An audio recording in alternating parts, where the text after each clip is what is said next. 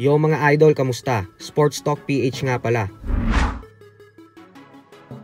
Ang reaksyon ni Inoue, pag-usapan natin yan mga idol. Ngunit bago ang lahat ay huwag kakalimutang mag-subscribe at i-click ang notification bell button for more sports talk.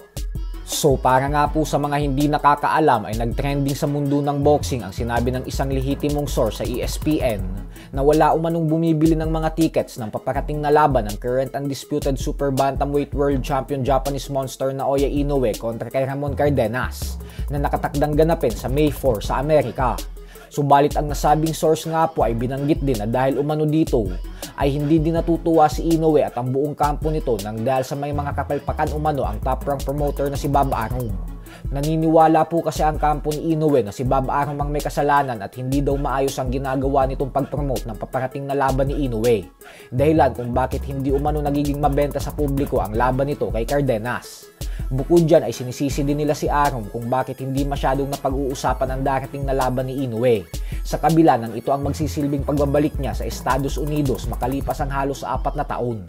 Pero ganun pa man nga po ay ayon naman sa mga boxing analyst ay hindi naman daw pwedeng isisi ni Inoue ang lahat kay Bob Arum at bagkus tingnan din daw nito ang mga sarili nila sa nakalipas. Kasalanan din naman daw kasi ng kampo ni Inoue na mas pinili nitong lumaban ng madala sa bansang Japan dati kaysa magpakilala sa Amerika. Bukod dyan ay hindi din naman daw talagang magkakaroon ng interes ang mga fight fans sa laban ni Inoue sa susunod na buwan. Kasi alam naman daw ng lahat na isang malaking mismatch si Cardenas para sa binansagang halimaw ng Japan. At syempre isama na din daw natin dyan yung mga mas malalaking laban na nakatakdang ganapin sa parehong linggo ng laban ni Inoue. Kagaya na lang ng Ryan Garcia versus Rolando Romero, Devin Haney versus Jose Ramirez, Teofimo Lopez versus Arnold Barboza, at Canelo Alvarez versus William Scal. Kaya masasapawan daw talaga ng husto ang Inoue versus Cardenas.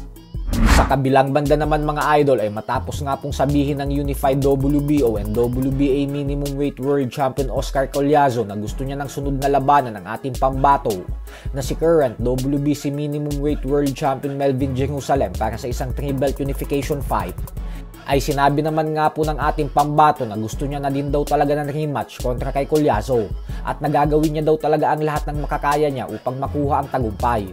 Kaya naman handang-handa na daw siya na gawin ang laban nila.